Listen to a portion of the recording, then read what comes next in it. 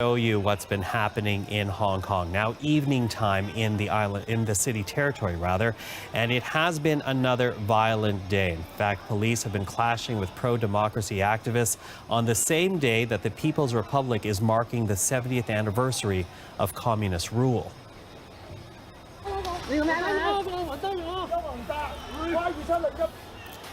And as we track the violence in Hong Kong, police there are confirming a protester has been shot in the chest with a live round. You can see a protester lying on the ground here. And according to a police source who spoke to the news agency AFP, an officer discharged his firearm after apparently coming under attack. The victim is now being treated in hospital. 6 people were killed last October when a steel bridge in Yilan County came crashing down as a tanker was driving across. The Taiwan Transportation Safety Board said on Tuesday that the bridge had been long overdue for a safety inspection. By law, the bridge needed to pass inspection every 2 years, but because of a conflict of jurisdiction between the local government and the region's port authority, no one performed assessments on the bridge after 2016. At least 25 killed in Mali militant attack. This is one of the deadliest attacks against Malian forces this year. At least 25 Malian soldiers are dead and 60 more are missing after militants attacked 2 army outposts, the government said. Camps in the towns of Bulkesi and Mondoro near the border with Burkina Faso came under attack on Monday. The government says their troops killed 15 militants and have since recaptured the area but lost a lot of equipment. Malian forces have now launched a joint operation with Burkina Faso and French forces in the region. 4 police officers have been killed in a knife attack inside the Paris police headquarters near Notre Dame. Reports the attacker also worked there. Isman Rashid is with me now. What do we know about what happened? Okay, this really is a moving situation happening in the centre of Paris as we speak. This was at Paris Police headquarters, a building where you would expect is extremely secure, and that's why the news that's coming out that this potential perpetrator was someone that actually worked inside Paris Police headquarters. What we are being told is that 4 police officers have died and then police officers shot this perpetrator. So in total 5 deaths in Paris this afternoon. Just one at a time. With regard to the EU, the subsidies to Airbus basically put McDonnell Douglas out of business and put Lockheed Martin out of the commercial, the wide-body aviation business. We used to have 2.5 manufacturers. Now we only have 1, and we have Airbus on the other side. These are legal. The WTO provides for them. When we provide subsidies, the EU has taken us to court at the WTO and won, and either we had to remove them, which the EU refused to do, or we would have been hit with these tariffs. They're designed to level up the playing field. So they're perfectly legal. This isn't like Donald getting up and saying, well, this is a national security thing. They're not treating me fairly, so I'm putting 30% on cars. Well, they're going to put retaliatory tariffs on us.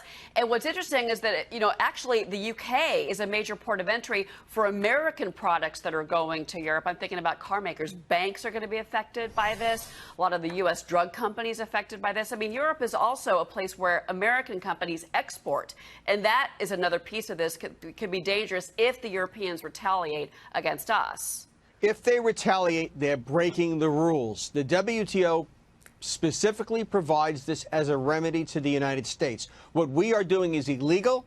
What the EU is doing is illegal. They keep calling Donald Trump a renegade and worse. All right. And much worse. And in this case, he's following the rules and they are not. It seems that Hong Kong protesters will no longer be allowed to wear face masks at public gatherings. The South China Morning Post reports that Hong Kong Chief Executive Carrie Lam will invoke colonial-era emergency powers on Friday in a bid to quell anti-government protests. Now, this is the first time in 50 years that the emergency regulations ordinance will take effect. Such power allows the government to make any regulations if it decides the city faces an occasion of emergency or public danger. A face mask ban is currently implemented in 15 countries, including the U.S., Canada, and Germany.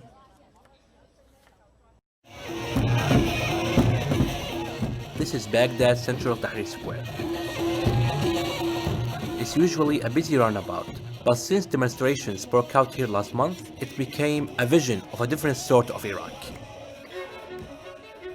Iraq is currently witnessing the largest anti-government demonstrations in decades. In fact, the young men and women on the streets in Baghdad across much of the south have become the largest grassroots movements in Iraq's modern history.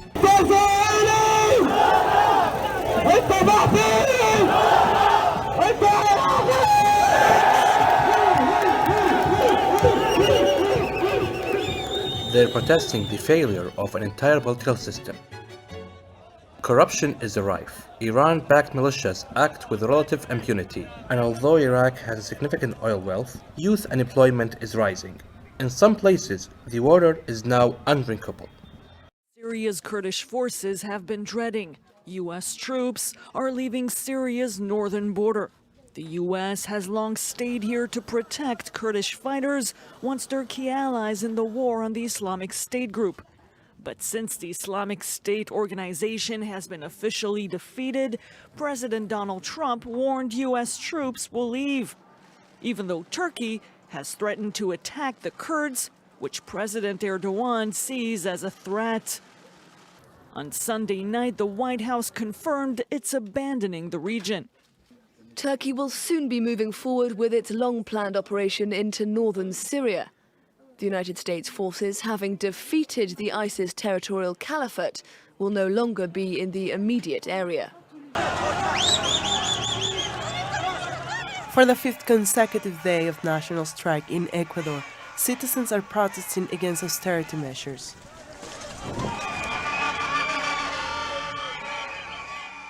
President Moreno ordered the army into the streets and on Monday night claimed that the protests were part of a coup financed by Venezuelan President Nicolás Maduro and former Ecuadorian President Rafael Correa. ¿Acaso creen ustedes que es coincidencia que Correa, Virgilio Hernández, Patiño, Pavón hayan viajado al mismo tiempo hace pocas semanas a Venezuela? El sátrapa de Maduro ha activado junto con Correa su plan de desestabilización. Progressively since Sunday night, the capital was heavily militarized, and soon security forces were violently enforcing a state of exception issued by President Lenin Moreno.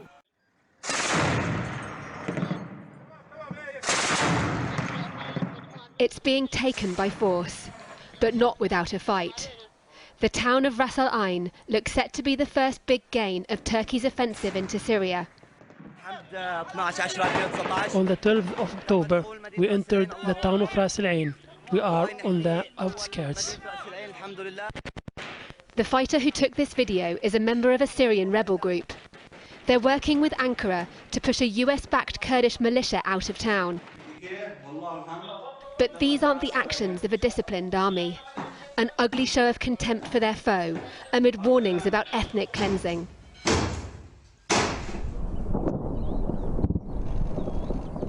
From a hilltop overlooking Ras Al Ain from the Turkish side, we watch the bombardment.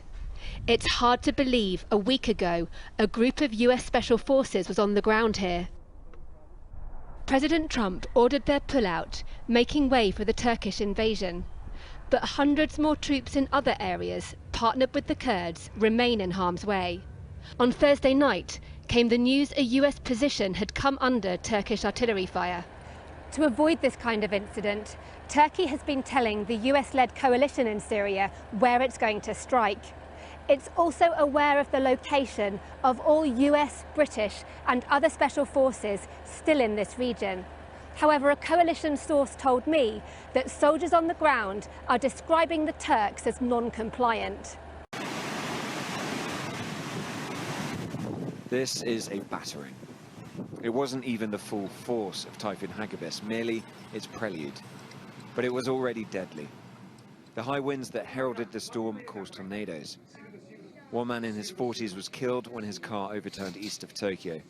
Local media also reported that another person was killed north of Tokyo in a landslide. This isn't a storm leaving destruction in its path, but before its arrival. In these areas where the special warning was issued, unprecedented levels of rain are being recorded. In the middle of Barcelona's largest train station, a call for self-determination by Catalan activists. More than 2 years since Catalonia's attempt to secede, they are no closer to their goal, but they say they refuse to give up. This is a non-violent action, one of many more that are yet to come. This is to defeat the system, to change it, and to become a new country. If the goal is a new nation, then the full force of the Spanish authorities is making sure it doesn't happen. The euphoria of the 2017 self-declared independence gave way to serious repercussions. As tensions between pro- and anti-secessionists spilled onto the streets. It led to 12 Catalan politicians and civic leaders facing charges for their roles in an illegal referendum on the region's status. Pointed this underground hospital. Moments later, the pilot bombs it.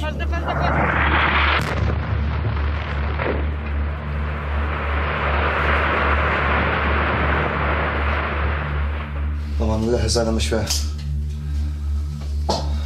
جراحي نبض الحياة الجراحي. Nabad al-Hayat is one of more than 50 healthcare facilities bombed in Syria since April. As President Bashar al-Assad seeks to retake the last pocket of opposition with a ferocious onslaught of air power. Observers have long suspected that Russia bombs hospitals, but no one has been able to prove it. Until now.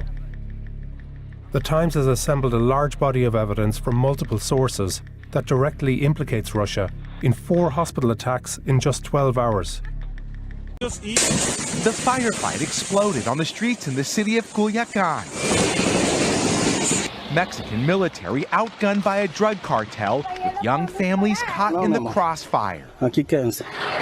Just before the bloodshed spilled into the streets, Mexican commandos stormed a home, cornering Ovidio Guzman Lopez, the son of notorious drug lord El Chapo. But the 28-year-old, one of the heirs of the feared Sinaloa cartel, would soon be released.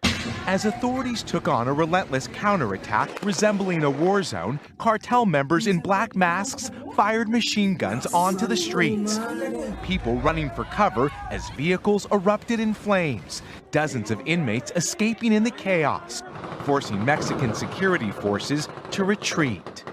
Now, over in Afghanistan, at least 62 people have been killed and dozens more injured in a bomb attack on a mosque.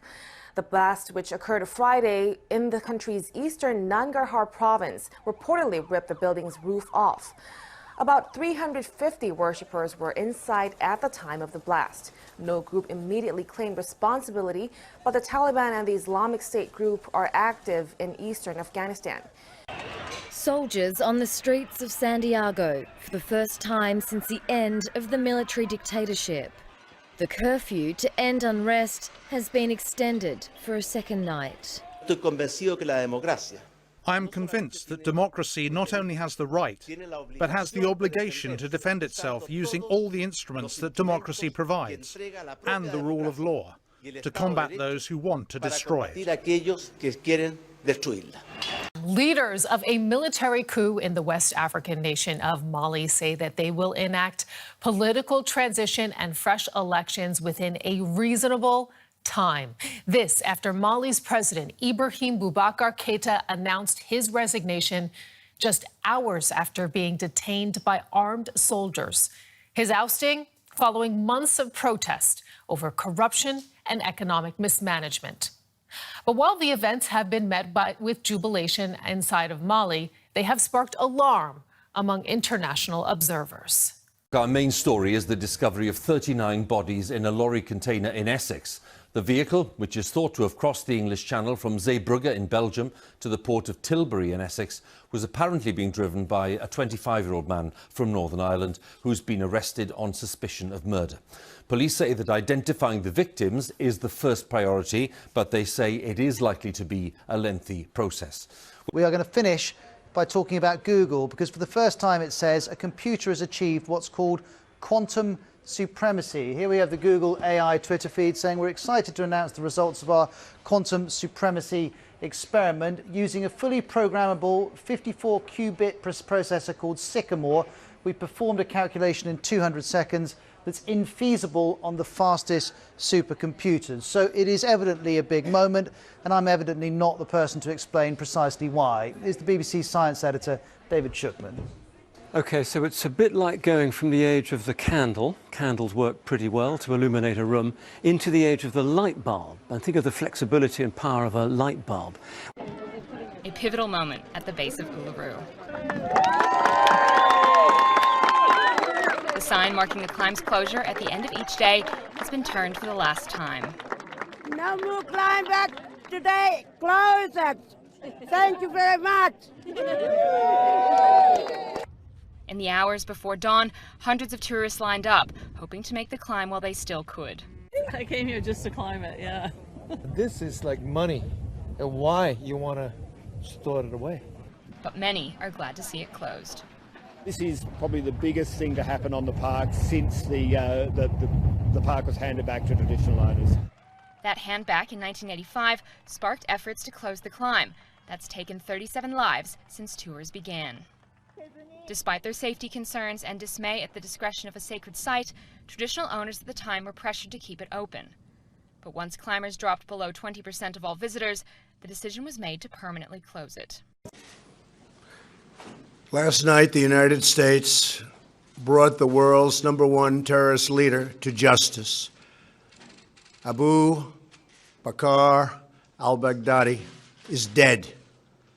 He was the founder and leader of ISIS, the most ruthless and violent terror organization anywhere in the world.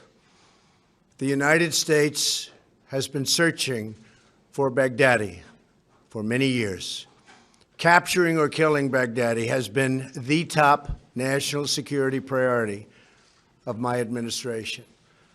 U.S. Special Operations Forces executed a dangerous and daring nighttime raid in northwestern Syria and accomplished their mission in grand style. A blanket ban on political advertising from one of the world's leading social networks. Twitter CEO Jack Dorsey announced his decision, saying the reach of political messages should be earned, not bought. While internet advertising is incredibly powerful and very effective for commercial advertisers, that power brings significant risk to politics, where it can be used to influence votes to affect the lives of millions. Dorsey said the ban will not include ads encouraging voter turnout or the accounts of politicians who can continue to tweet freely. Twitter will release the full details of the policy next month before it takes effect globally on November 22nd. The shaking lasted up to a minute in some areas. Witnesses say they thought it would never stop. Oh my God, that was really strong. The 6.6 magnitude quake sent people running from homes and buildings on the southern Philippine island of Mindanao. Some victims were crushed under debris, including a teenage boy who died when a wall fell as he was trying to escape his school. The quake triggered landslides, killing several more people and injuring dozens of others.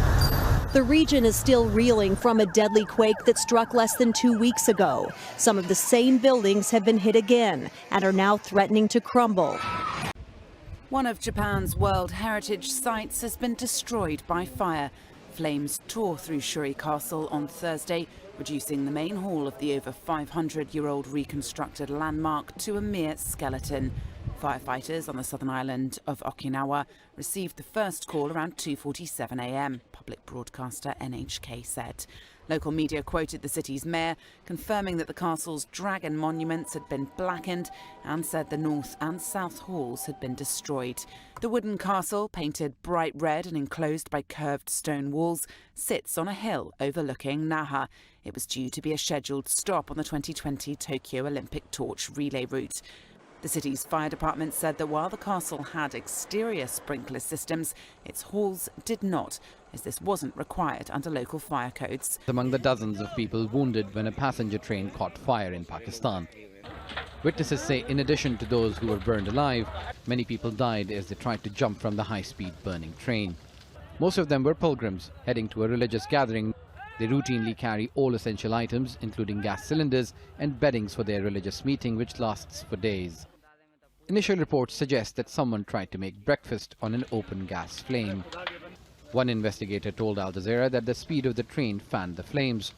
Small mattresses and belongings of the pilgrims acted as fuel, and the fire quickly spread. Meanwhile, flooding is causing concern in several East African countries. In Somalia, recent floods have left more than 400,000 people homeless. Heavy rains have caused rivers to burst their banks. The UN says at least 3 people have died so far, including 2 children. The Norwegian Refugee Council is warning that the flooding could lead to an increase in cases of waterborne diseases like cholera. The rains are expected to ease the long drought in Somalia, but flooding could worsen an already fragile humanitarian situation.